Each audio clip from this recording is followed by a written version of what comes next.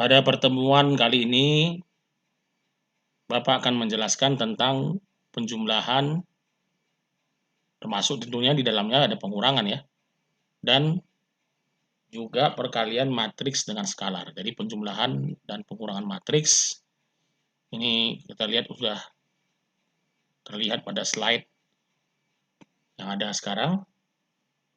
Nah, misalkan ada dua buah matriks, matriks A yang merupakan matriks segitiga atas. Karena apa? Karena seluruh elemen atau anggota matriks atau angka-angka yang ada pada matriks A yang berada di bawah diagonal utama.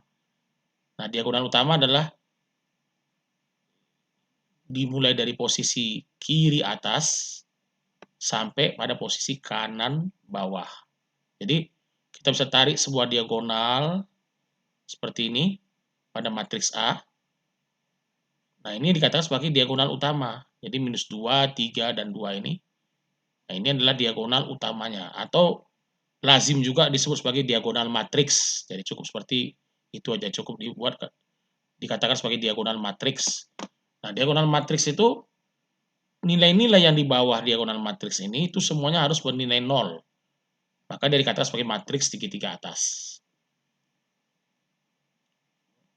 Kemudian matriks B adalah matriks segitiga bawah, di mana nilai-nilai di atas. Nah, ini diagonal utama ini. 2, minus 3, dan 2. Atau diagonalnya ini 2, minus 3, dan 2. Semua nilai yang ada di atas diagonal ini semuanya harus bernilai 0. Jadi bedanya sederhana aja, segitiga atas semua nilai di bawah diagonal 0, segitiga bawah semua nilai di atas diagonal harus 0. Nah, kita jumlahkan mereka berdua, A plus B. Maka prinsip daripada penjumlahan ataupun pengurangan matriks itu sebenarnya sederhana. Jadi matriks 1 bisa dijumlahkan atau dikurangkan dengan matriks yang kedua kalau memiliki ordo atau ukuran matriks yang sama. Nah, ordo dalam hal ini tentunya apa? Jumlah baris dan jumlah kolom. Jadi kalau jumlah baris dan jumlah kolom matriks A itu sama dengan jumlah kolom dan baris pada matriks B, maka dia bisa ditambahkan atau dikurangkan. Misalnya matriks A jumlah barisnya 4, jumlah kolomnya 2. Matriks B juga demikian, jumlah barisnya 4, kolomnya 2. Maka dia bisa ditambahkan dan bisa dikurangkan. Tapi kalau satu aja yang berbeda, katakanlah jumlah baris matriks A 3, jumlah baris matriks B juga 3. Tapi jumlah kolomnya beda. Nah, itu sudah nggak bisa ditambahkan ataupun tidak bisa dikurangkan. Jadi pastikan jumlah baris dan jumlah kolom matriks A harus sama dengan matriks yang B. Atau dikatakan dengan gampang, yaitu ordonya harus sama. Baru bisa ditambahkan atau dijumlahkan.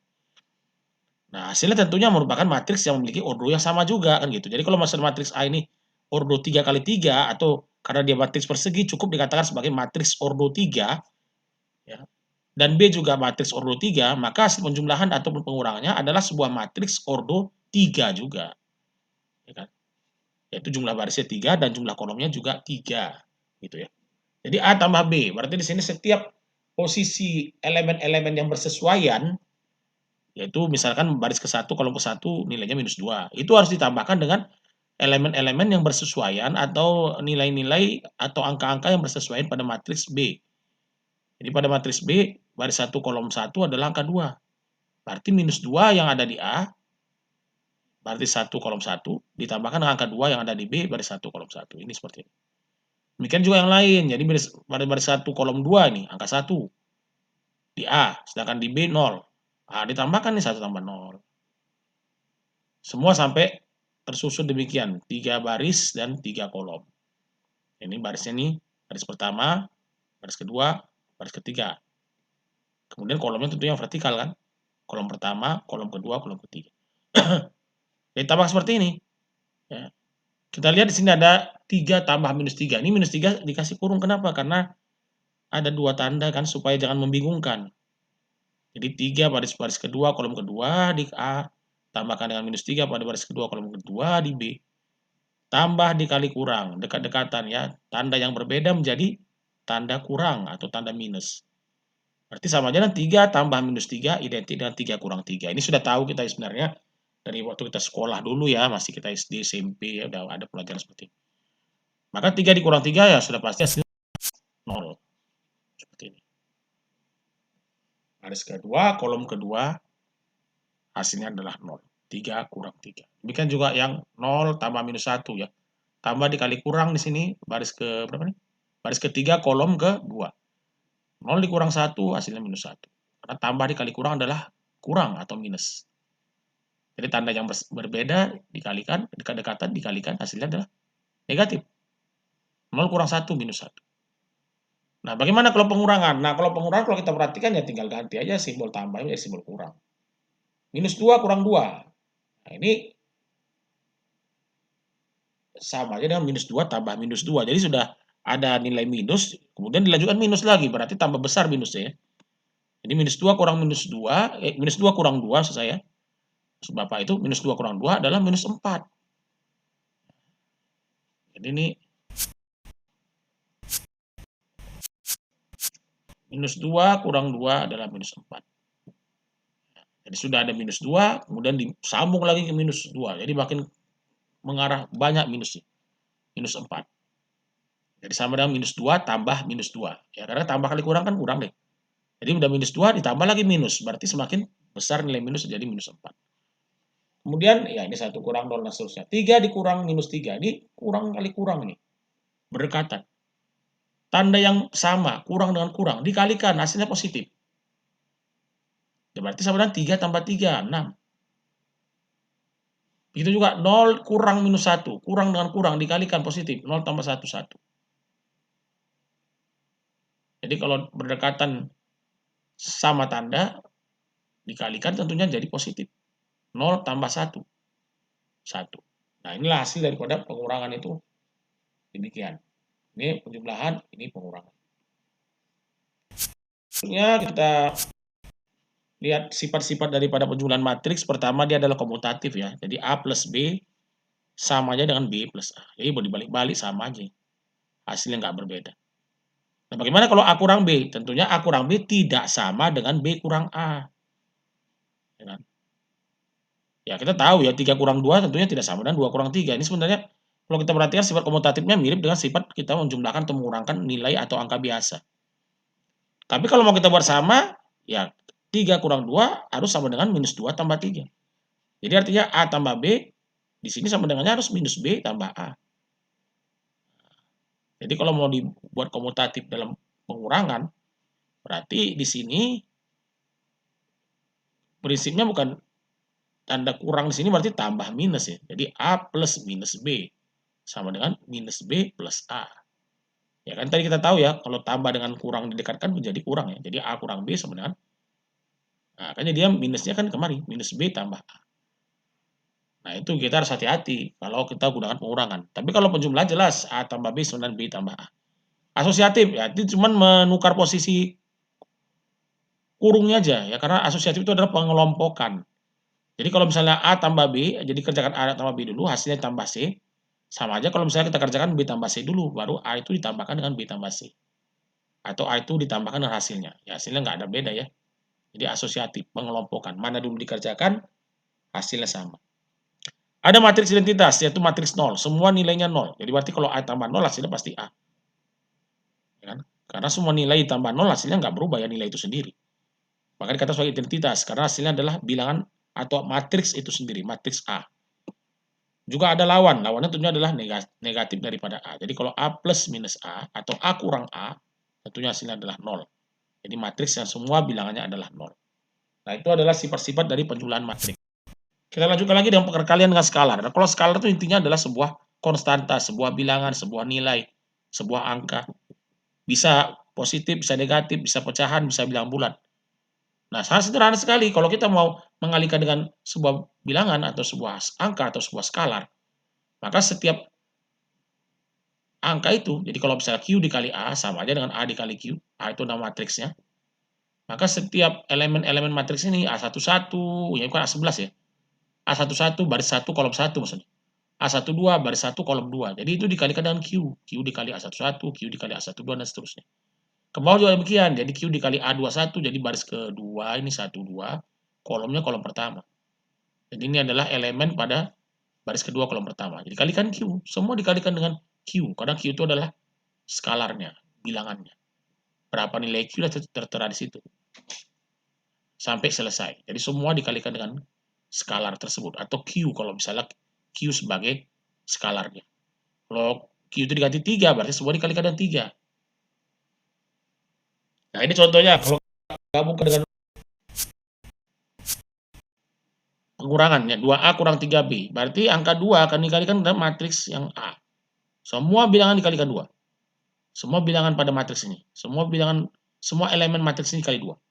Kurang 3. Nanti ini B ini semua akan dikalikan dengan 3. Ini hasilnya. Jadi 2 kali minus 2, minus 4, dan seterusnya. Kurang. 3 dikali 2, 6, dan seterusnya. Jadi semua dikalikan dengan 3. 3 dikali 0, 0. 3 dikali minus 3, minus 9, dan seterusnya. Baru hasilnya kemudian dikurangkan ya.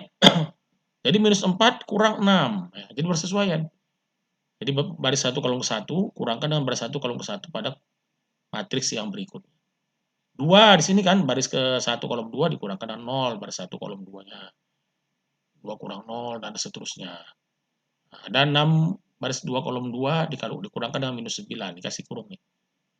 Supaya jangan bingungkan, karena ini kurang nih kan, kurang dengan kurang nih kan. Jadi supaya jangan bingungkan, ini kasih kurung nih, menunjukkan minus 9 ini ada di matriks yang kedua. Kurang dan kurang berdekatan, jadi tambah ya. Jadi kurang dikali kurang, ya tambah kan. Kalau tambah dengan kurang, berbeda tanda, berdekatan, jadi kurang ya. Tadi sudah dijelaskan ya. Jadi 6 dikurang minus 9, berarti 6 tambah 9, 15. Dan seterusnya. Ini juga demikian, 0 kurang minus 3, sama dengan 0 tambah 3, 93. Nah, ini adalah hasil dari 2A kurang 3B. Nah, hasilnya tentunya merupakan matriks ordo 3 juga, jadi 3 baris dan 3 kolom. Ya, karena apa? Karena matriks A dan matriks B adalah merupakan matriks ordo 3. Ya, hasilnya pasti tidak akan berubah dengan kondisi matriks asalnya, yaitu di mana A dan B itu merupakan matriks ordo 3 dengan jumlah 3 baris dan 3 kolom. Nah, ini kita dapat adalah hasilnya adalah sebuah matriks ordo 3 dengan jumlah baris dan kolom masing-masing 3. Nah, kita lihat lagi berikutnya, ini adalah sifat perkalian dengan skalar. Jadi, sifat perkalian dengan skalar ini ada yang dikatakan ini sebagai sifat distributif. Jadi, tadi ada istilah asosiatif, ini distributif. Di mana skalar ini Q, ya kita misalkan Q itu sebagai yang ketiga lah misalnya. Ini akan didistribusikan, mengalihkan setiap matriks yang dalam kurung ini. Jadi matriks dalam kurung itu ada 2 ya. Jadi Q dikali A plus Q dikali B. Kalau kurang, Q dikali A kurang Q dikali B. Ini dikatakan sebagai sifat distributif. Di bawahnya juga demikian, ini juga sifat distributif. Hanya saja yang dalam kurung adalah pengalinya, ya pengalinya pas skalarnya itu, angkanya itu. Jadi C, skalar yang pertama kita namakanlah sebagai C ya.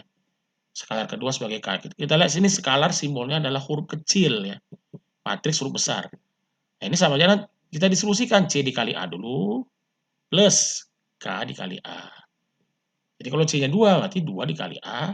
Kalau K-nya 5 berarti 2 tambah 5 kali A. Berarti 2 dikali A plus 5 dikali A. Kalau ditambahkan aja bisa Pak? Ya langsung ya boleh. Karena 2 tambah 5 kan sudah bisa langsung dijumlahkan. 2 tambah 5, 7. 7 kali A lebih cepat kan. Tapi kalau misalnya ada soal misalnya C diganti 2, lalu K ini tetap. Jadi 2 tambah K dikali A. Berarti ya nggak bisa kita buat 2 tambah K, berapa nilainya? Kita belum tahu berapa nilai K. Berarti hasilnya tetap seperti ini. 2 dikali A, karena matriks itu A, nama matriks itu A, 2 kali A, plus K, A. Jadi 2A tambah KA. Kalau misalnya C-nya diganti dengan angka 2 gitu ya. Nah, ini ada juga sifat asosiatifnya, yaitu pengelompokan. Jadi nggak kita tukar CKA-nya tetap CKA juga. Cuman yang dikerjakan ya K aja dulu. Nah, ini K aja dulu dikalikan, baru C dikalikan hasilnya. Sama aja dengan kalau kita kalikan C dengan K, kita kalikan dulu pengalinya atau konstantanya atau skalarnya, baru hasilnya kita kalikan A. Jadi nggak ada bedanya. Ini namanya sifat asosiatif. Jadi sama kayak penjumlahan tadi. Itu cukup kurungnya dirubah. Kurung mengisyaratkan mana dulu dikerjakan gitu. Berarti ini KA dulu dikerjakan, baru C dikali itu. Sedangkan yang ini CK dulu dikerjakan, C dikali K dulu, baru dikali A. Jadi hasilnya sama ya. Kemudian juga ada pengalian dengan 1, ya 1 dikali A sama aja dengan A ya. Kalau dikalikan dengan minus 1, negatif 1, ya berarti lawan daripada A itu minus A. Nah demikianlah sudah dijelaskan tentang bagaimana penjumlahan, pengurangan, dan juga perkalian dengan skalar ya.